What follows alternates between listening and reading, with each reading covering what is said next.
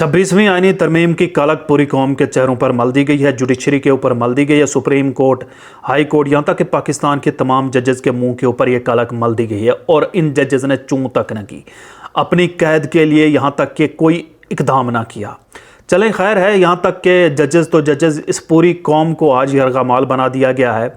आज से ये कानूनी हो गया है कि आपको कोई उठा कर ले जाए तो कोई पूछने वाला ना होगा, कोई आपके घरों में आन घुसे तो आपको कोई पूछने वाला ना होगा, आपके ऊपर कोई जुल्म जबर होगा तो आपको कोई पूछने वाला ना होगा, आप इस निज़ाम के ख़िलाफ़ कुछ बोलेंगे तो आपको हो सकता है फांसी पर चढ़ा दिया जाए। ठीक है, हमारे चेहरों के ऊपर ये कालक मल दी गई है। आज शीशे में मुँह ज़रूर देखिएगा। खैर, इस पूरी तरमीम में एस्टेब्लिशमेंट की कुछ फरमाइशें थीं, कुछ नहीं बल्कि कुछ ज़्यादा थीं, और वो तकरीबन फरमाइशें पूरी कर दी गई हैं। और इनको पूरा करने वास्ते, जैसा कि आपको मालूम है कि हमारी इस्टेब्लिशमेंट जो है वो पाकिस्तान का एक मुंहजोर भेड़िया है, जो किसी की नहीं सुनता, जो खुद ठान लेता है वो करके रहता है, वो चाहे ज़मीन व आसमान एक हो जाए। और उसने बिलावल के ज़रिए पैगाम भी दिया था कि अगर कोई इस पर हमारा साथ देता है या नहीं देता, लेकिन ये तरमीम होकर रहेगी, हम जिस तरह भी चाहेंगे इस तरमीम को। यानी कोई बंदे होंगे या ना होंगे, हम ऐवानों के दरवाजे बंद करके, बत्तियां बंद करके, कैमरे बंद करके बाहर आके ये ऐलान कर देंगे कि जी हो गई है तरमीम। वो आप साथ दें या ना दें, मतलब यहाँ तक भी होने वाला था। चलें ठीक है, यहाँ तक भी होता, लेकिन बंदों को उठाया गया, सेनेटर्स को उठाया गया, एमएलएज को उठाया गया और उनके बच्चे अगवा किए गए। बच्चों के सीनों से, पलास से गोश्त यूं खींच कर उनकी माओं को दिखाया गया, उनके नाखून उखाड़े गए, नाखून उखाड़ कर उनकी माओं को दिखाए गए। आदिल बजाई हैं कोयटा से, एक मेंबर कौमी असम्बली तरीके इंसाफ के, उसके प्लाजा को गिराया गया कि हमारा साथ दे दो। जब उसने साथ देने से इनकार कर दिया तो उसका घर तक गिरा दिया। यहाँ तक हमारी इस्टेब्लिशमेंट गई है, किस लिए? इस तरमीम को पास करवाने वास्ते। बहुत से और भी मज़ालिम हैं। शाह महमूद कुरैशी की बहू यानी ज़ैन कुरैशी की अहलिया को अगवा किया गया, फिर उनको अगवा किया गया, और बहुत सारी ऐसी मिसालें हैं। पैसे ऑफ़र किए गए, पैसे दिए गए, पैसा पानी की तरह बहाया गया। ये कानून पास हो रहा है पाकिस्तान में, और एक गैर कानूनी तरीके से। कानून पास करना कोई बड़ी बुरी बात नहीं है, अच्छी बात है। जमहूरी माशरों में, जमहूरी मुल्क में ये होना चाहिए। लेकिन अच्छा, ये किस लिए हो रहा है? ये कानून असल में पास हो रहा है जी जनाब, अदलिया हमारी जो है ना, वो सियासत में इंटरफेरेंस करती है। जजेस जो है ना वो सियासत करते हैं। सुप्रीम कोर्ट के जजेस सियासत करते हैं। जो ये बैठे हुए ना जजेस, इनको सबक सिखाना है और तरमीम लानी है ताकि जजेस का सियासत करने का दरवाज़ा बंद हो जाए। ये इतने बेशर्म लोग हैं, इनको इतना याद नहीं है कि 3 मार्शल्ला किसने लगाए थे? क्या सुप्रीम कोर्ट ने लगाए थे? किसी जज ने लगाए थे? ये जो पाकिस्तान में मुतअद्दिद बार आइन मुअत्तल हुआ है, वो सुप्रीम कोर्ट ने मुअत्तल किया था, वो किसी जज ने मुअत्तल किया था, वो किसी सेशन जज ने मुअत्तल किया था। वो किसने मुअत्तल किया था? जो पाकिस्तान में सुप्रीम कोर्ट या इमरजेंसी नाफिज की गई, वो इमरजेंसी अदलिया ने नाफिज की थी, सुप्रीम कोर्ट ने नाफिज की थी, चीफ जस्टिस ने नाफिज की थी। वो किसने नाफिज की थी? क्या मुल्क में 3 बार मार्शल्ला लगाने वालों के खिलाफ इस तरमीम में कुछ है? क्या पाकिस्तान का आइन मुअत्तल करने वालों के खिलाफ इस तरमीम में कुछ है?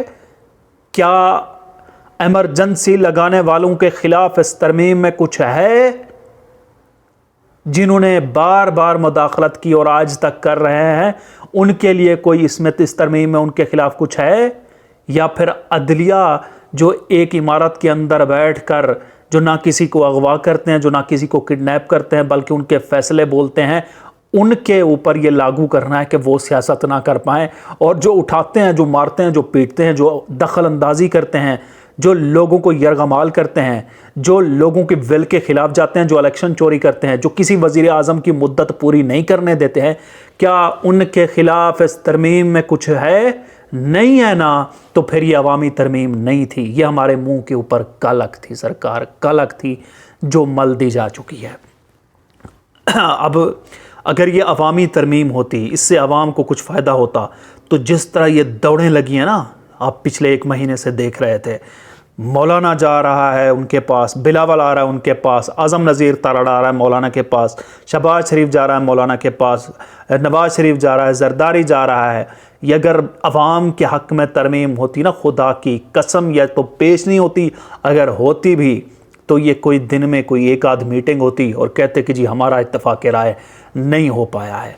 खुदा की कसम ये उनके ऊपर ज़ोर था और बिलावल ख़ुद एडमिट करता है कि मैं मजबूर था। अब ये मजबूरी में आई तरमीम ये पाकिस्तान का आइन बन गया है। अब रो पीटो, अब ये पाकिस्तान का कुछ नहीं हो सकता। तुम्हारा मुकद्दर बन चुका है, हमारा मुकद्दर बन चुका है। अगर यही सूरत हाल रही तो शायद हमारा हाल जो है वो शुमाली कोरिया वाला बन जाए। हो सकता है, ये तो ज़ाहिरी सी तरमीम में कुछ मुसव्वदे थे कि आइन ये वो, बेंच, आइनी अदालत ये वो। अच्छा, यहाँ आइनी अदालत से मुझे याद आया कि ये सब खेल खेला किस लिए गया। सबसे पहले तो ये तरमीम लाएगी कि काजी फ़ायज़ ईसा को एक्सटेंशन मिल जाएगी, 3 साल उसकी उम्र बढ़ जाएगी, तो यूँ वो 3 साल हमारे चोरी बचा कर बैठा रहेगा जो हमने इलेक्शन में की है। इसके बाद अच्छा वो भी ना हो पाई तो कहना आइनी अदालत एक बना देते हैं, ताकि जब वो काजी फ़ायज़ ईसा जब उसकी 3 साल उम्र बढ़ेगी तो उसको निकाल कर आइनी अदालत का जज बना देंगे और वो सुप्रीम कोर्ट के ऊपर बैठ जाएगा। सुप्रीम कोर्ट जो भी फैसला देगी, सुप्रीम कोर्ट का चीफ जस्टिस जो भी फैसला देगा, उसके ऊपर एक जज बैठे होंगे जनाब काजी फ़ायज़ ईसा साहब, वो उसको फिर मनसूख कर दिया करेंगे। हम अपनी मर्ज़ी के फ़ैसले लिया करेंगे।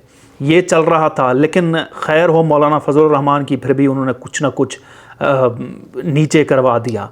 अगर मौलाना फजलुर रहमान ना करवाते या कुछ ऐसा होता, या यूँ समझें कि उनकी अपनी मेहरबानी, इस्टेब्लिशमेंट की अपनी हमारे ऊपर मेहरबानी है, उनकी अपनी ज़रा नवाजी है हमारे ऊपर, उनकी अपनी हमारे ऊपर उनको तरस आ गया, क्योंकि वो चाहते तो कर सकते थे, वो आइनी अदालत बना सकते थे, काजी को भी एक्सटेंशन दे सकते, वो कुछ भी कर सकते थे। हम तो भेड़ बकरियाँ हैं ना, हमारा तो कुछ है नहीं, वो तो कर सकते थे ना।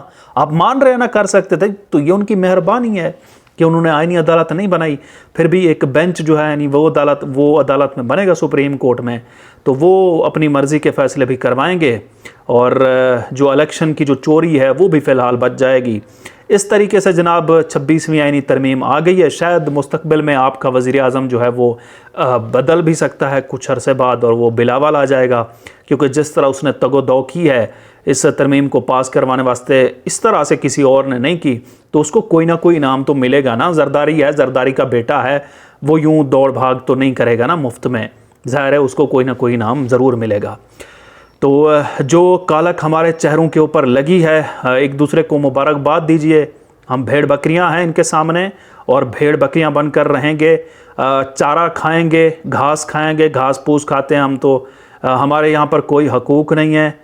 हम अगर निकलेंगे भी तो क्रश कर दिए जाएंगे। हम आवाज़ उठाएंगे तो हो सकता है फांसी पे चढ़ा दिए जाएं, हो सकता है आइंदा हमारे पासपोर्ट मनसूख कर दिए जाएं, हो सकता है कि इस मुल्क से निकलना भी हमारे लिए दुश्वार हो जाए, हो सकता है अगले चंद सालों में ये मुल्क शुमाली कोरिया बन जाए और किसी को इस मुल्क से निकलने की आज़ादी तक ना हो। और घबराइए मत, खुश रहिए, खुश होकर इस 26वीं आइनी तरमीम की कालक को आईने में जाकर ज़रूर देखिए, इंजॉय कीजिए। बैठे रहते हैं, क्या होता है, 26वीं 27वीं आ जाएगी, 28वीं तरमीम आ जाएगी, क्या होगा? ज़्यादा से ज़्यादा यही होगा कि जो मार रहे हैं वो आइंदा के लिए एक ही मुश्त में मार देंगे, तो वो अच्छा है, वो बेहतर है। हकूक़, इंसानी हकूक़ का क्या है, वो तो पहले भी नहीं थे, अब 26वीं तरमीम के बाद मज़ीद जो है उसके वो छिन जाएंगे। तो खैर ये सरकार मेरे ख़्याल से। तो आखिर में यही चीज़ कहूँगा कि लोग कहते हैं कि आप हर रोज़ व्लॉग क्यों नहीं करते। पहली बात यह है कि जब मेरे पास कुछ होता है तो मैं बोलने के लिए आता हूँ। मुझे ये आदत नहीं है कि मैं हर तीसरे घंटे बाद व्लॉग करने बैठ जाऊँ, और मैं लंबा भी व्लॉग को नहीं खींचता। आते ही मैं व्लॉग शुरू कर देता हूँ, मैं इस व्लॉग में ये करने जा रहा हूँ, वो करने जा रहा हूँ, आज जी ये हो गया, बड़ी खबर हो गई, रात गए, ये हो गया। मुझे सर वो नहीं आता है। मेरे पास कुछ होता है बोलने के लिए तो मैं आ जाता हूँ, वरना यूँ मुझे किसी का वक्त ज़ाय करने के लिए या अपने दिल की भड़ास जो है वो निकालने आ जाता हूँ। वैसे मेरे पास कोई वक्त नहीं होता, और ना मैं किसी का वक्त बर्बाद करना चाहता हूँ। हर किसी का वक्त कीमती होता है, और यूँ कहना कि ये हो गया, फ़लाँ हो गया, बड़ा सरप्राइज़ आ गया, सर ये मुझे नहीं आता। और चैनल को सब्सक्राइब कर दें, वीडियो को लाइक कर दें अगर अच्छी लगे, वरना न मत करें तो भी चलेगा। इजाज़त दीजिए, अल्लाह हाफ़िज़।